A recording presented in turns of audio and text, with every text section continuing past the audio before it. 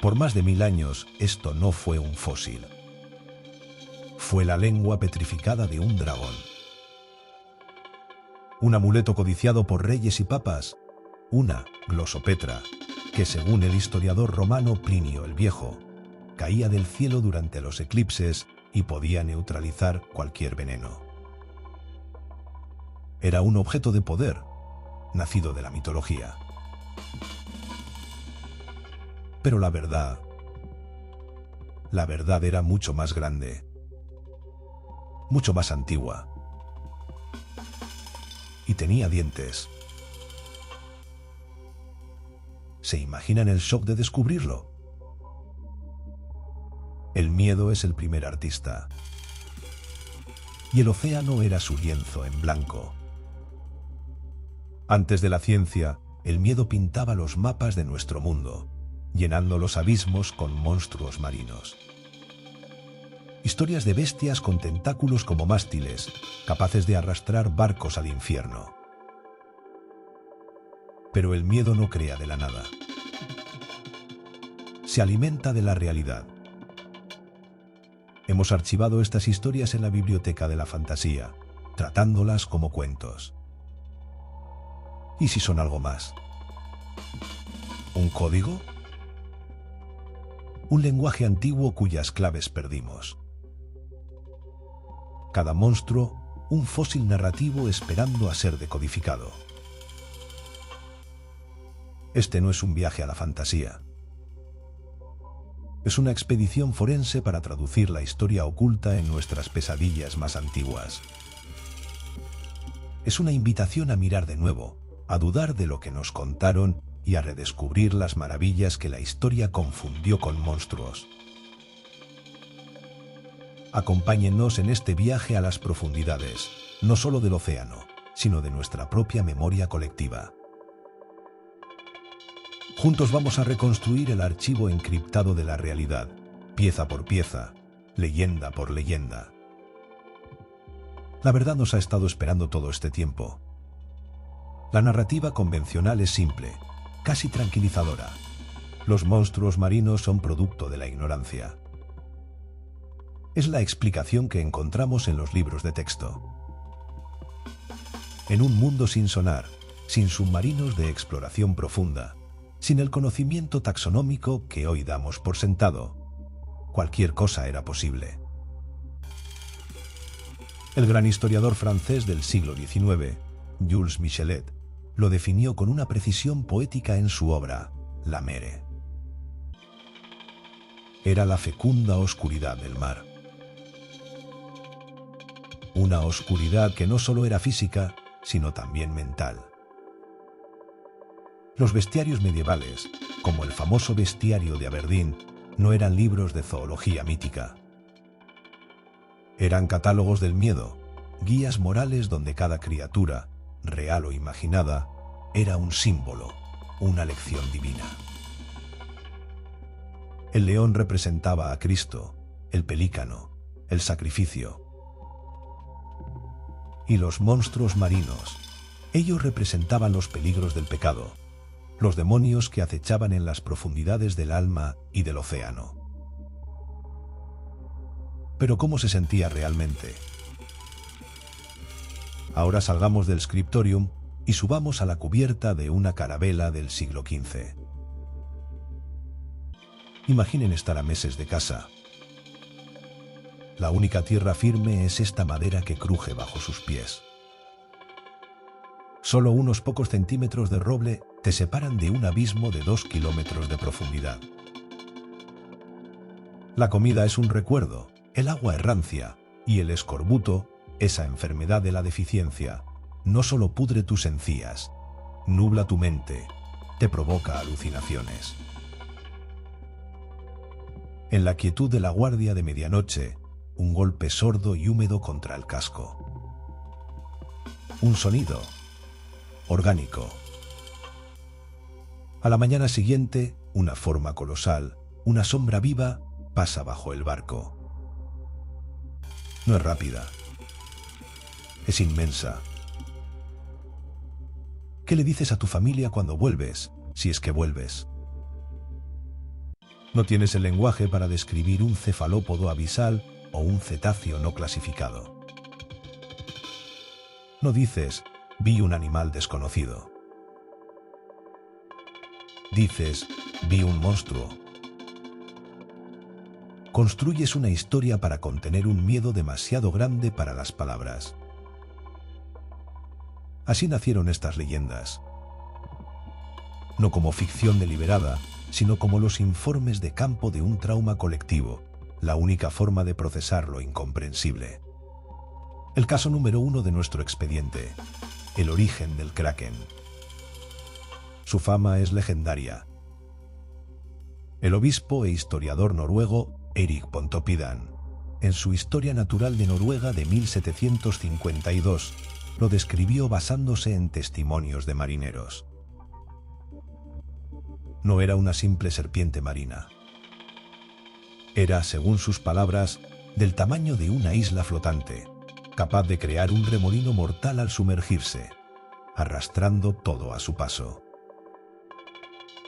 Durante 200 años, su descripción fue la prueba reina para los creyentes y el principal objeto de burla para los escépticos. Una fantasía de pescadores, decían. Hasta el 30 de noviembre de 1861.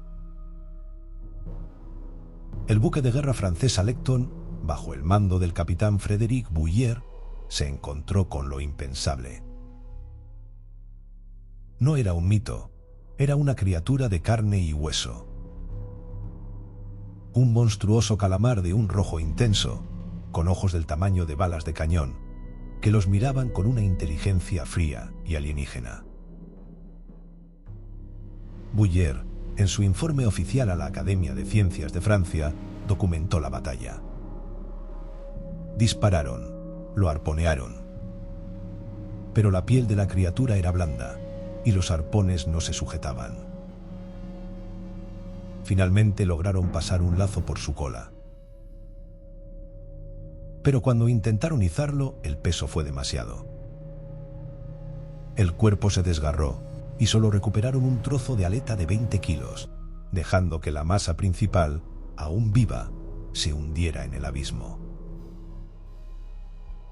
El informe de Bouyer, un militar, no un soñador, fue la primera evidencia física irrefutable. ¿Nos damos cuenta de lo que esto significa? El Kraken no era una isla flotante, pero la verdad, un calamar gigante, Architeuthis dux, era casi igual de aterradora. El Kraken nos demuestra que un mito puede ser el eco de una verdad biológica. Pero la historia no es tan simple. A veces, el monstruo no está en el agua. Está en nuestra mente.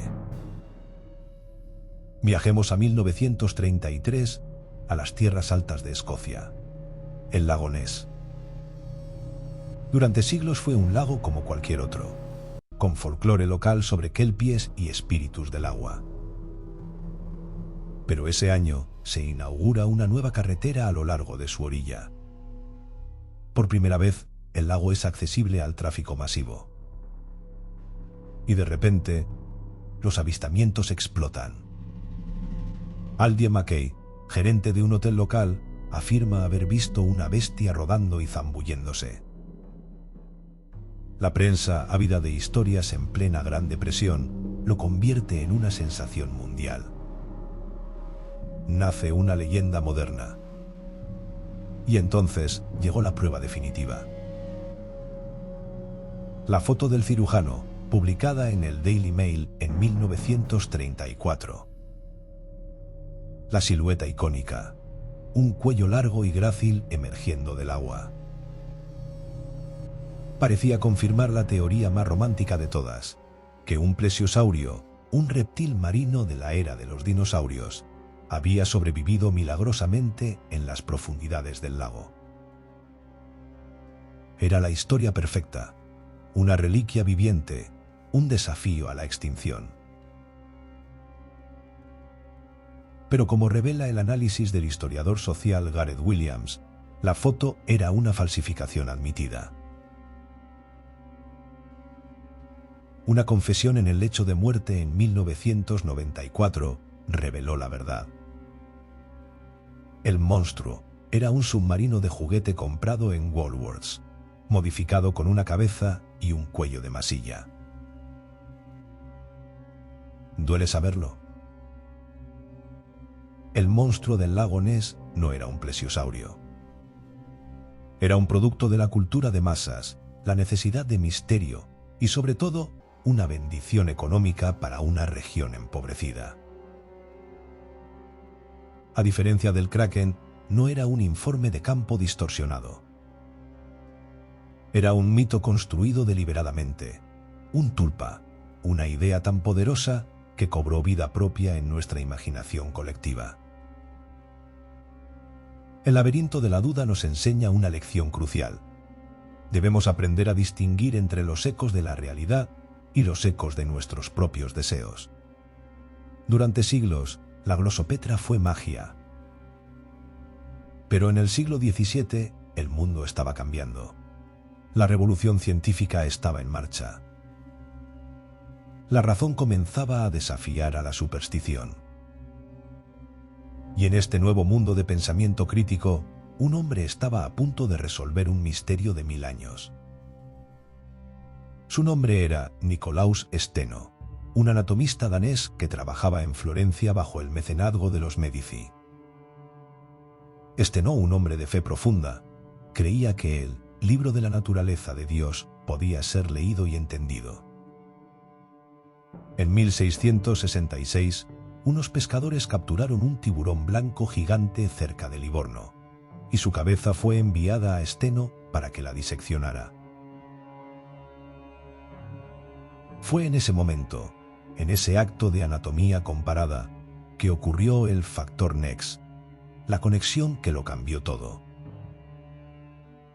Steno observó la similitud innegable. La forma, la estructura, el esmalte. La conclusión fue a la vez simple y devastadora para la visión del mundo de la época. Las lenguas de dragón no existían. Eran dientes. Dientes de tiburones antiguos, enterrados en la roca que alguna vez fue el fondo del mar.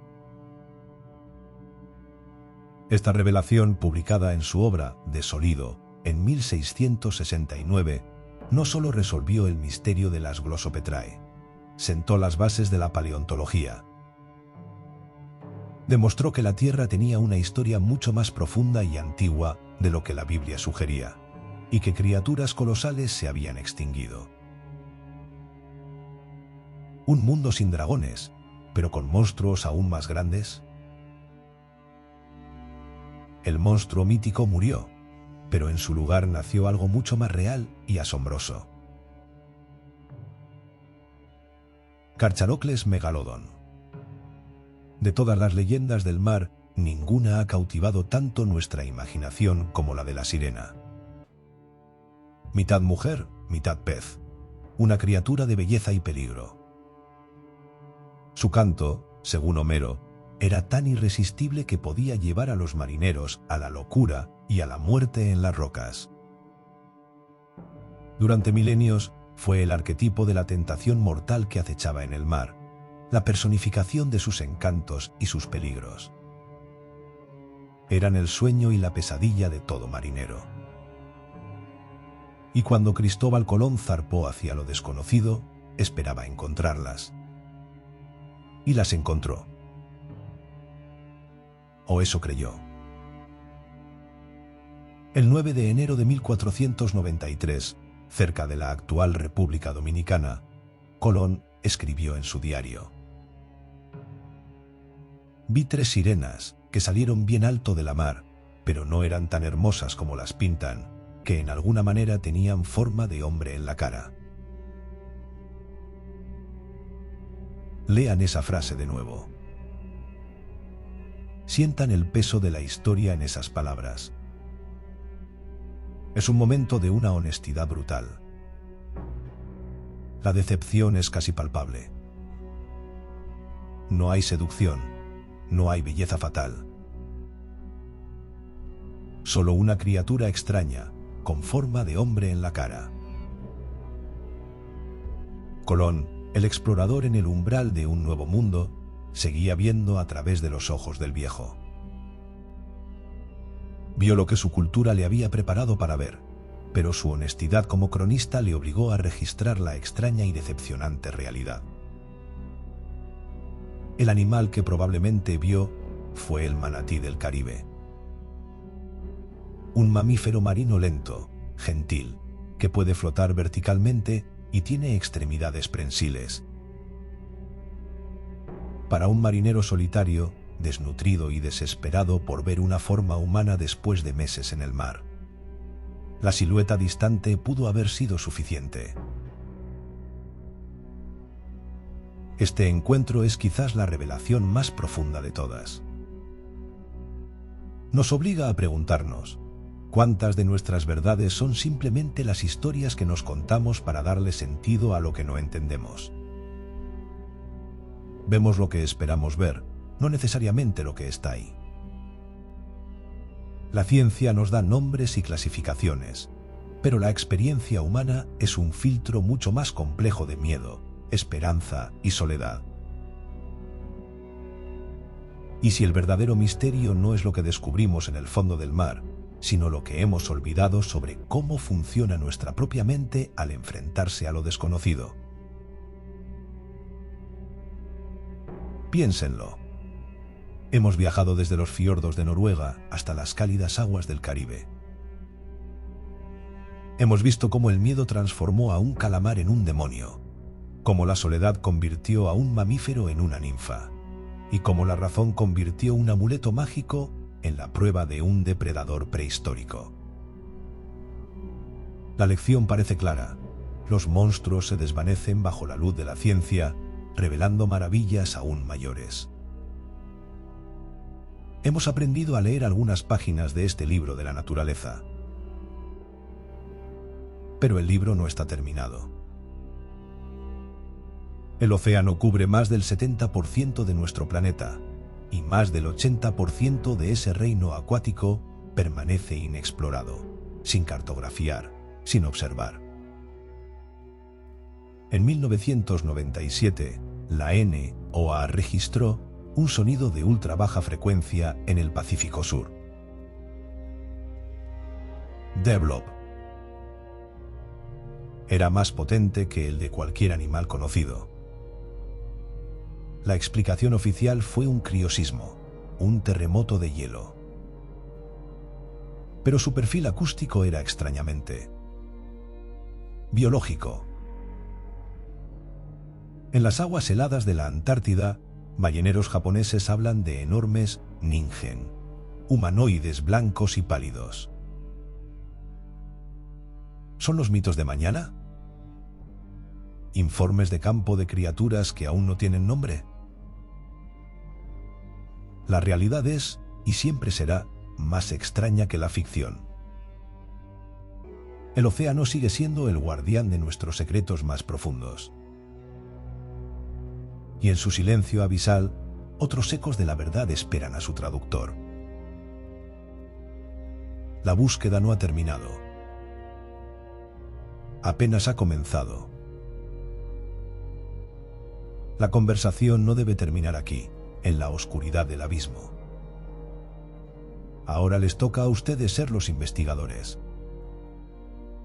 Bajen a la sección de comentarios y dejen su veredicto. ¿Cuál de estas revelaciones los impactó más? ¿La verdad detrás del Kraken o la decepción de las sirenas reales? Cada me gusta en este vídeo no es solo un clic. Es una señal de que estas historias, que conectan el mito con la ciencia, merecen ser contadas. Y si quieren ser los primeros en unirse a nuestra próxima expedición, autoasegúrense de suscribirse y activar esa campana.